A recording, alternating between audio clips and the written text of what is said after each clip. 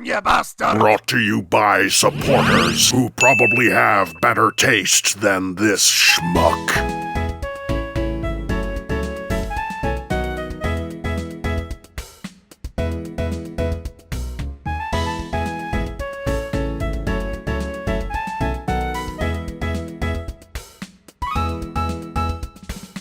It's going to be super weird having seen the film and then see all these new trailers that come out and explain it. I'm like, yeah, definitely great not being able to talk about it.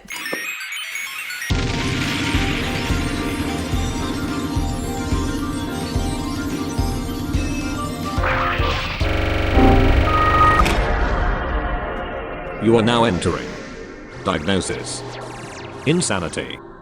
Greetings, Cybertronians. I'm July 2024 DrLockdown. And I'm July 2024 Diamondbolt. And I'm sorry the microphone's in your way. No, I like it. I like that I'm hiding underneath it. It's cool. Makes me look even shorter next to you. I love it. Oh, god damn it. I look tiny. Lamau. At the time of recording, we have just come from Transformers. God, that's so This is the freebie they gave us at the screening, Paramount. What did you have, like a $5 budget? I'm kidding, I appreciate the +1, I'm sorry. To be fair, at the King's Comics event, I think about a year ago, they did give us full deluxes, so it's a bit of a downgrade. Yeah, the budget has slipped since then. They couldn't afford this year. It's fine, I love this. I'm gonna give it to my dog. To be fair, it was an infinitely better film than Rise of the Beasts. Yeah, we're allowed to talk about it. That's actually the thing. We are recording this in July 2024, but Exactly. we won't be releasing it until the embargo date is, released. Whenever that is. We have signed NDAs, so we don't know when we are going to be releasing this. We legally cannot currently talk about the movie, which is awesome. We will get sued, so that's cool. Even the kids will get sued. There were children at the screening that were signing NDA. like 8-year-olds. Hi, little Timmy, welcome to the TF1 screening. Sign the NDA or I'm gonna sue your family until oblivion. God damn it. But yeah, we can finally talk about the movie, right?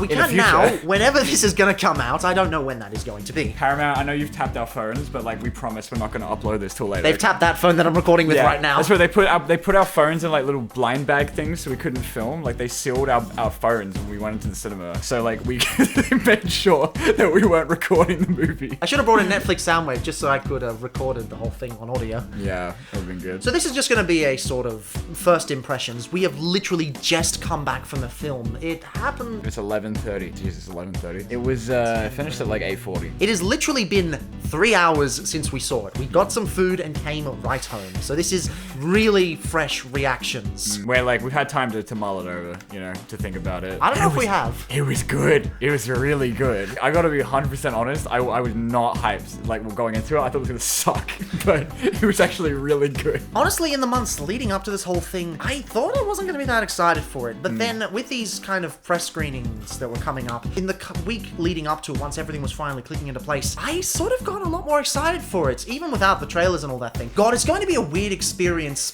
having seen the film and seeing all the trailers come out after the fact. Yeah, the second trailer hasn't dropped as we're recording this, which is really funny.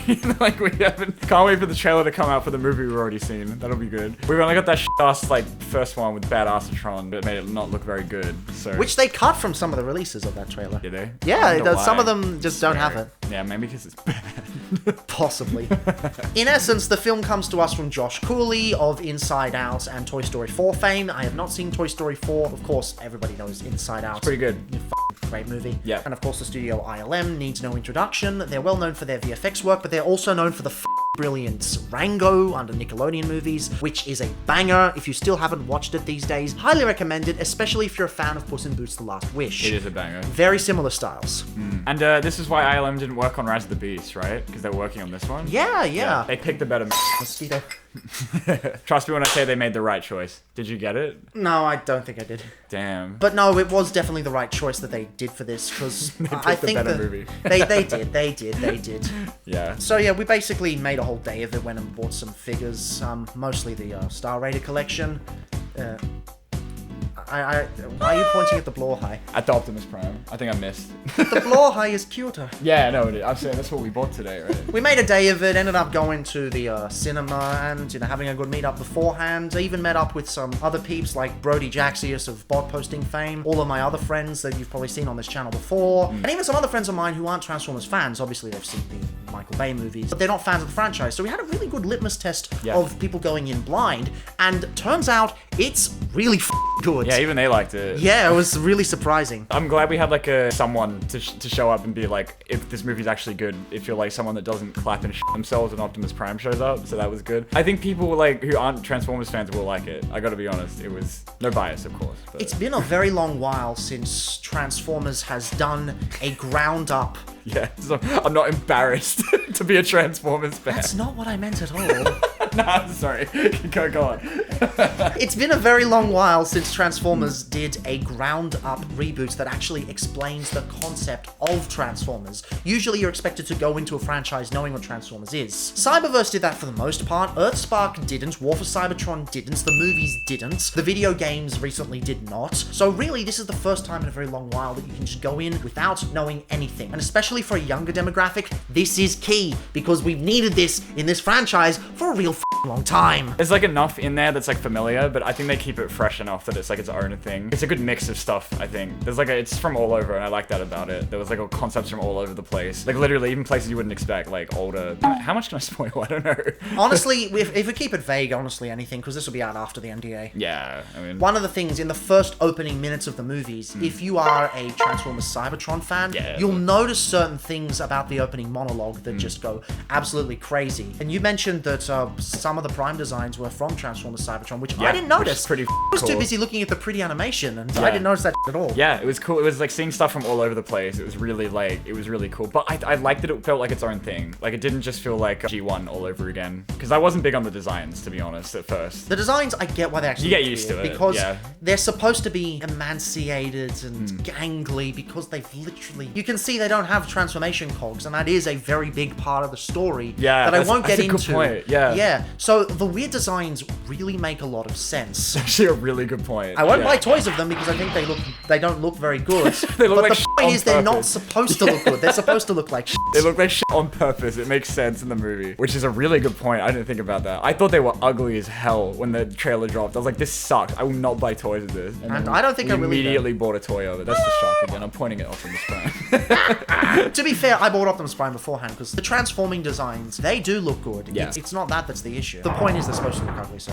it's fine. That's a really good point. There's a lot I was worried about with this movie, but like from the first trailer alone, but like in the movie, it all makes sense. Like they set it up really well. Like it's good. It's good shit, Paramount. You did it. I don't think it's a perfect film. The way I best describe it is the film is essentially in two parts, and the two parts do feel very different from each other. And the first part I do feel is the weakest. It's got a lot of the pacing problems. One of the big issues I had with the first half of the film is that everything just felt really, really rushed. Scenes that would be lovely to linger on and really take in the atmosphere just sort of didn't. They were just sort of cutting around at random. Yeah, there was a try bit and of keep that, the time going really, really It was really pretty. really fast. Yeah, it was like visually really nice. They never let you soak it in. Like they kind of And just... it's not like they're purposely not dwelling on it. It's like Yeah. something like Mario Odyssey would, where you fly through and play a wonderful game in this wonderful sandbox. No, this is really cutting it short. And I do kind of get that. They're trying to keep it under the hour and a half, primarily for two reasons. One, hour and a half films mean they can get more showings in per day, so it's financially better.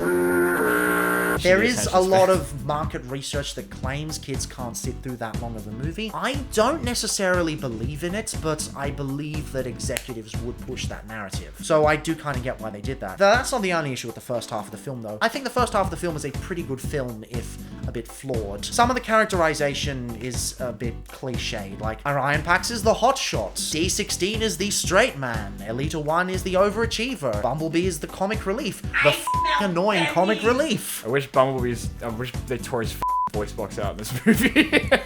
He is, to be quite honest, insufferable the worst for part. the first half of the movie. It's Yeah. just, I almost could not stand him on the screen. I'm so tired. I've cringed harder at worse comic relief, but we live in a post-Pareto world. We don't need characters that are written this weirdly. Yeah, I mean, he was like his fight. It could be worse, but yeah, I was like, he was the worst part for me. I do think he's the weakest link in the movie, and I think they just got him in to get Keegan-Michael Key in there. Keegan-Michael Key or Keegan-Michael Key? Keegan, yeah. I'm getting confused with Keegan Carlisle. Hi! Nah, it wasn't that bad. I think, like, especially as it goes on, it gets a bit better. But at first, I was like, oh my god, Shut up. And the thing is, we didn't need that because the film on its own is really funny. There's a lot of quips and gags here that don't even feel super self-referential. They just feel genuinely funny. But Bumblebee doesn't really fit into that category. He's just a bit annoying. Yeah, he didn't really gel with the rest of the humor, I think. The rest of it was a lot. There's this one gag in like the first 5 minutes that immediately sells you on. It was fantastic. In like the first, you know what I mean? The first scene with the... Which one was that? Can I spoil it? I'll bleep it out. The bit where... It's fantastic. Oh, I remember that one now. That sold me on the movie immediately. It wins me over in the first entire theater burst into laughter at that point. It won us over in like 5 minutes. It was great. One thing I also love about the first half is that they really deal with a lot of classism and almost anti-capitalism in terms of its sort of twist villain. I won't give away who it is. You'll never figure it out. Transformers fans have already figured this out. You'll never figure it out. But to anyone else watching, I'm not going to spoil. Did they say in the trailer that everyone else has T-Cogs? Because I remember, like, I thought the whole point was like they, in my head anyway, it was like Optimus and all that were like the first people to discover transforming. I thought that was so stupid. No, some had and some didn't. It was sort of a hierarchy thing. Yeah, was that in the trailer? No, it wasn't. Yeah, because I didn't get that in the trailer. I didn't get that vibe at all. I thought they were the first 4 people to ever discover transforming. I was like, that is the stupidest shit. And then in the movie, when they started calling them like cogless, I was like, oh, this is great. But yeah, they do a good job of addressing a lot of the stuff I was worried about in the trailer. The trailer's a little bit deceptive about the whole cogless situation. It's expanded upon in a much more nuanced and interesting way. It's a lot less stupid, yeah. And I really appreciate that. Yeah. I'll be surprised what the second trailer spoils, but I thought the premise of the movie was a bit dumb from the first trailer, but within like 5-10 minutes of this of one, I was like, this is great. It really won me over pretty quickly. The lore dumps were simple and effective and integrated into the film. There's no as you know. It's all delivered in a way that feels natural. They kind of show you instead of telling you, and you get a gist for how everything actually works in the society. Yeah. Which is something I really appreciate because, you know, writing lore is very difficult. And every character feels distinct from what you've seen before, which I liked as well. It wasn't just like, oh, here's Alita 1, you know? This is the same character. I mean, I could name you 3 things about Alita 1's personality if you put a gun to my head, but like this was a different version of her, different Sentinel Prime. You couldn't name anything? She was very characterful. That reminds me, Scarlett Johansson actually delivered a pretty good vocal performance in this. I was worried because sometimes she just does not give a shit. This time she did. Yeah, no, everyone was really good, like legitimately, except Bumblebee. I don't really like... Yeah, well, that's that. Not that it wasn't a bad performance, it was just like, it's so annoying.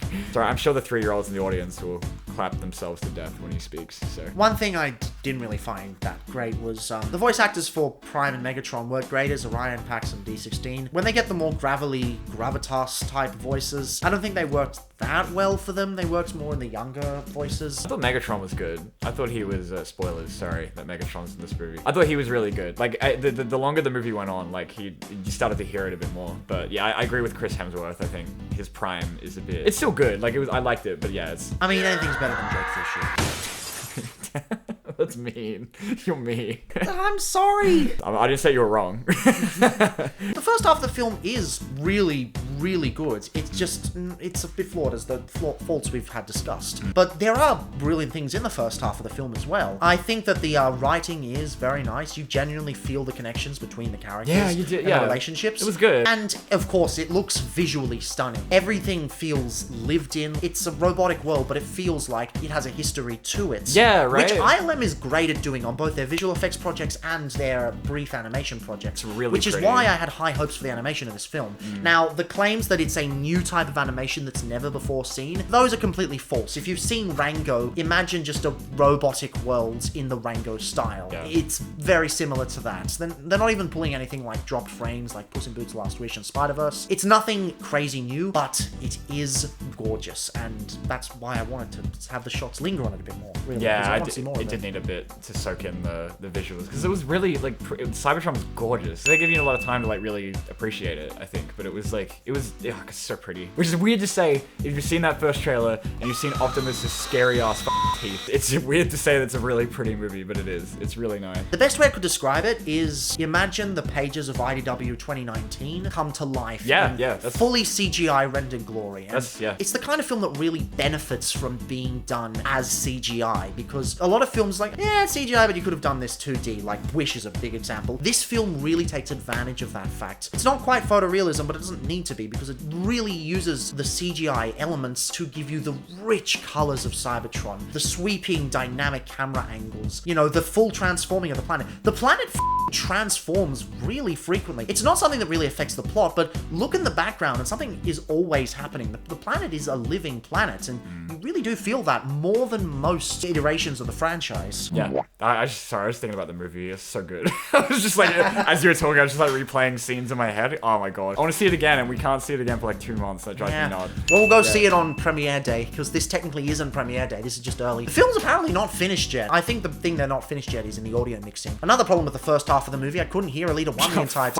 Hear a single thing that she says. It must be a mixing issue, because the music seems done, everything else seems done. I think it's just some of the audio mixing. That's at least my hypothesis. Things may change for the final film. I don't know. I hope nothing changes except the audio mixing, but I'm not sure. Yeah, I hope so. The rest of it seemed. I don't know what else they would finish, to be honest. Speaking of music, the composer of Prime is back working on this, and if you are a fan of Prime's music, you will hear some of the same leitmotifs. Those leitmotifs are, of course, references to G1. If you've heard Prime's soundtrack, you know exactly what I'm talking about, with the stinger, the stinger as the where it goes, and that theme and that leitmotif does make a return, something that is pretty good to look out for. His music is great, and as great as it was in Prime. I'd actually say probably a bit better than Prime, but that's only first reactions. I'd need to listen to the soundtrack a bit more to form my own opinion on it. Soundtrack ain't out, so I can't do that. Yeah. Dude, I want to see this movie again.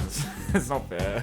I have to wait so long. Of course, that's only the first half of the movie, and a lot of the great things continue into the second half. But the second half, there's one really weird thing about it that affects a lot of it, but there's way more goods about it. I don't know how to explain this, but it feels almost like a completely different movie, and that movie might just be the best Transformers movie we've ever had. The only issue I really have with the last half of the movie is that a lot of the characters change without a lot of continuity between them, and I get why. A lot of those deeper reflections wouldn't really work because this is made for a younger audience. I get why it's like that. I just feel that it could be a little bit more smooth, personally. But what they do show is just a non-stop thrill ride that is orgasmic animation, beautiful action scenes, wonderful direction, and such emotional strength. Like, it hits you. If it had connected to the first half of the movie, it would have been basically perfect. But as it is borderline perfect for the second half. All the pacing issues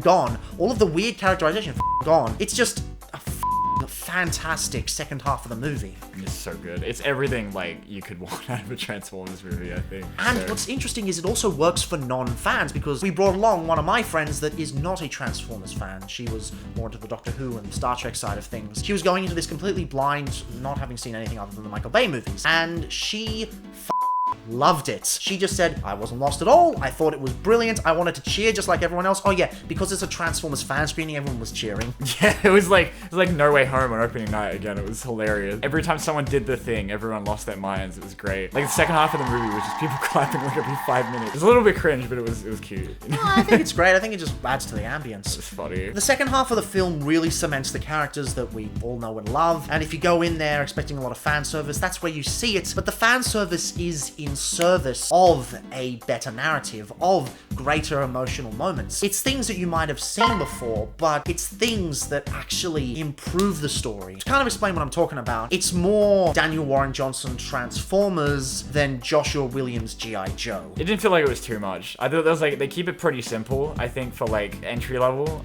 like simplifying the lore and such. I mean, there is like a lot in there that you'd like expect, you know, like the whole, it's in the trailer, you know, the 13 primes, the Matrix, blah, blah, blah. There's no Allspark. Thank God. I just realized that. I just realized. No, God. It's the, I mean, we know from the toy already, it's the Matrix of Leadership. Yeah. But without going into too much detail, they Revenge of the Fallen reference that shit. Yeah. Yeah, no, that really threw me through a loop. There's a lot of references in this that I just didn't get. I still can't believe I missed Vector Prime, and you caught him and I didn't. Yeah, but it didn't feel like it was too much. Like, it didn't feel like they were just, like, pausing the movie every 5 seconds, so, like, I don't know. I like that thing! Yeah. Oh, wow! Pride Rock!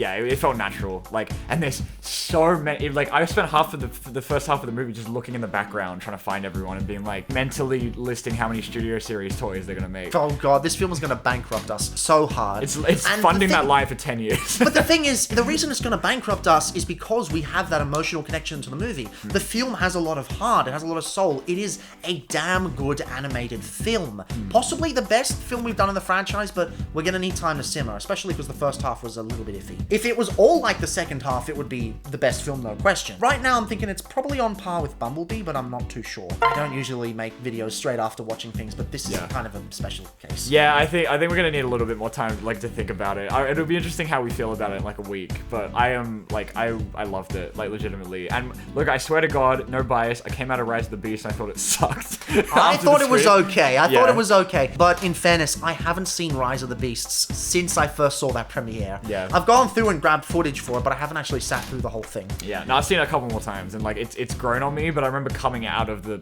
screening and thinking it was shit. But this one, like, was This one awesome. really Yeah. had the whole theater abuzz. Yeah, yeah. Like, the fan reaction was just absolutely stellar. Well, aside from one thing in the credits, everyone booed Lorenzo. The bad Lorenzo, not the good one. It was a good environment. It was fun. It was fun to be there with people. Got super excited whenever there's a reference to anything. If you've seen the 86 movie, you probably know a lot of the famous poses. You probably know what's going to happen You're at gonna this clap point. like 20 times, yeah. And you'll know when he does something from the 86 movie, everyone's gonna go, yeah! And at that Yeah. point, I'm like, really, for that? For that? Yeah, I mean, hey, we got excited anytime anything happened that we knew. He did the thing. See, it's good that we're able to safely enjoy these kinds of references. When a film respects its audience, when a film actually delivers something that is really good, you can get lost in those references. I feel No Way Home is a very good example for this, because you go back and mosquitoes in the way again. That's the Paramount drone, making sure we're not spoiling the movie. The point is, with No Way Home, the film itself is a pretty solid film. I know a lot of people have soured on it in recent years, but I still think it's a damn fine film. It carries its themes very well, and because of that, you're able to get invested in the references to older Spider-Man villains, because those references are in service of greater narrative catharsis. I feel the same thing applies to Transformers 1, especially in the second half. The references we do get, and even beyond references, it's just really well shot and animated. There's this one scene, you kind of figure you know where the story's gonna go with Orion Pax, and when you get to that point, it is visually stunning. Like, there's never been a part in the franchise that has gone that high. Yeah. No, the last like, what, 20 minutes were like so good. It was crazy. Not that the rest of it wasn't, but it was like, you know, I think you needed the build up to get there. Like, even if you kind of know where the story is gonna go, because like, where else is it gonna go? It was worth. Like, it was a really good. Like, I don't know. I don't know how people who aren't fans of Transformers will feel about it. Like in a wider audience, because I don't know if I enjoyed it so much, because it's like, this is, you know, they did the thing. You know what I mean? But Well, we did have the one friend who wasn't a Transformers fan, and I think she might have fallen hard into the Studio Series fold. Oops. So, yeah, I feel sorry for her wallet. And that kind of just goes to show, I think the film did its job very well. Now, the big question is this film going to be successful? I'm not so sure, because really it'll depend on its marketing. The film has substance, it has quality. It is a damn good film. I wouldn't say the greatest animated film of all time. Like, recent memory, I'd say Puss in Boots is better. yeah, it's but not Puss in Boots, but it's not like as much of a surprise as that would be. I think Puss in Boots, like, for me, the reason I saw that was because everyone was saying it was so good. Like, I didn't give a shit about a Puss in Boots sequel. I don't think Transformers 1 will have the word of mouth like that did, but it is, like, it's still really good. It might have the word of mouth because it is really good. Not on that level, but really it's going to boil down to Hasbro's marketing. I had this idea for a video that I don't know if I'm gonna really do, but it was sort of Transformers has a media problem. I still don't know if I'm gonna do it. But it basically boiled down to Hasbro's not really setting out a big, ambitious project to get new fans on. And this project almost has the three things it needs to do. It's good, it actually explains the origins of the Transformers and allows new audiences to jump on. The third thing is that it needs to be accessible, and accessibility is more than just putting it in cinemas. It needs a marketing push. This film will need to have marketing juggernauts behind it. I mean, already Deadpool, I don't know what Deadpool's going to be like. I've heard very mixed things about it, but that had a lot of marketing leading up to it. Yeah. And because of that, whether it's good or not, it's still going to probably turn a pretty decent profit. Now that that's out of the way, I think Transformers really needs to ramp up its marketing push. Get the ads out there. Get the merchandise out there. Get the television spots out there. I want to see Transformers 1 on every bus. But that's the problem, is that the designs for the main four are so ugly. They can use the later designs. I mean, it's not that much Kind of a spoiler. Yeah, that's the problem. But they show it in the trailer, but I guess the trailer does show too much anyway. Yeah, if they use like Optimus Prime, I think it'd be like a bit more. But they're using the ugly ass Orion packs like on every poster. I mean, I don't know. The second trailer's yet to come out, so who knows if they'll spoil more of it. It might be out right after this. In fact, it would be funny if we finish this video. And then they drop it, yeah. Is it out yet? I'm gonna look it up. It does, like, they look kind of ugly if you weren't, like, super into it. Yeah, no, definitely not out yet. So nothing we can do. I mean, isn't SDC at the moment? Yeah, they might drop it then. They said Yeah. there was one dropping on Thursday. It's almost the end of Thursday. I guess it'll be later Thursday. We'll probably wake up to it, which will be really funny. Yeah. It's gonna be super weird having seen the film and then see all these new trailers that come out and explain it. I'm like, yeah, Yeah. definitely great not being able to talk about it. It's gonna be really hard 2 months, I think, not talking about this movie at all. And that's a testament to the quality of the film. I really do not know what my rankings on the Transformers films will be. I do know that, especially throughout the second half, it did everything I wanted a Transformers film to do. And that's not speaking to nostalgia. That's not speaking to characters being seen. It's speaking to how they tell it. Telling it as a character-filled story that delves into the emotions of the Cybertronians. Because Transformers aren't really robots. The definition of robots are thoughtless machines that just carry out menial tasks. The Transformers are characters, and that's what draws all of us to the franchise. Almost never do we get to see that until now in a big movie setting, and it's also done really, really well. The only thing is that the ending monologue sucks. I'm sorry, it just does. The characters are really good. Like, they'll grow on you. Sentinel Prime is fantastic. I think it's the highlight for me. John Hamm's always good. One other thing also, there's sort of two villain factions, and the one criticism I had towards the end was they ran out of time to deal with the other one and they just vanished from the story. I'm not very happy about that. They'll do that in Transformers 2. If they make it, if this film doesn't get a sequel, I'm gonna be very mad. I really hope it does, because there's a lot. I mean, I feel like that's the problem, right? Is we kind of know where it goes from here. They'd just be making, like, They'd be remaking the War for Cybertron trilogy on Yeah, Netflix, which pretty I much. would be very happy with, because that show is terrible. Yeah, it ends pretty much exactly where you think it's going to, and like everything it sets up. So it's like, if they do a sequel from here, then it's like, unless they're gonna drastically change stuff, it's pretty much like, it does work on its own, I think, like as setting stuff up. Like, it doesn't need a sequel, kinda. But you were mentioning that you can basically watch this and then go to any other Transformer series afterwards. It's a great primer, and I think it's good to finally have one of those, because there hasn't been, aside from G1. But even then, that's old. It still holds up, but it's old. Yeah, it takes stuff from everywhere, so it's a good way of introducing you to like pretty much any show in the series, I think. And they didn't call transformation cogs T-cogs. I hate the term T-cogs. Yeah, I'm so it's glad they stupid. brought back the term transformation cog. I think that's pretty much everything I have to say about it. I don't know about you. Yeah, I think that's pretty good. Without spoiling it, but believe I me, we mean, want to. even if it does have issues, even if those issues do become more prominent as time goes by, even if I start to sour on the film, I think a 5 out of 5 would probably be accurate. Because a 5 out of 5 doesn't mean a perfect movie, it just means a damn good movie. Yeah, damn, and that's okay. what this was. Yeah, that's a big call. That's like, I'm glad you liked it that much. I give it like a 4 out of 5. I think it was I really liked it. Would have been a 5 if Bumblebee was not in the film, but that's okay. It's for children, so Yeah, you gotta understand, it's for a younger audience. it is for 10-year-olds. There's gonna be things that are a bit weird. Not everything can be Puss in Boots. yeah. But no, I really liked it. Like, even not just as a Transformers fan, I just thought it was a good movie. And thanks for the free shit, Paramount. I love this Air Razor was better. garbage toy. You know, we're never gonna get invited back to one of these with that. I'm kidding. Cut that out.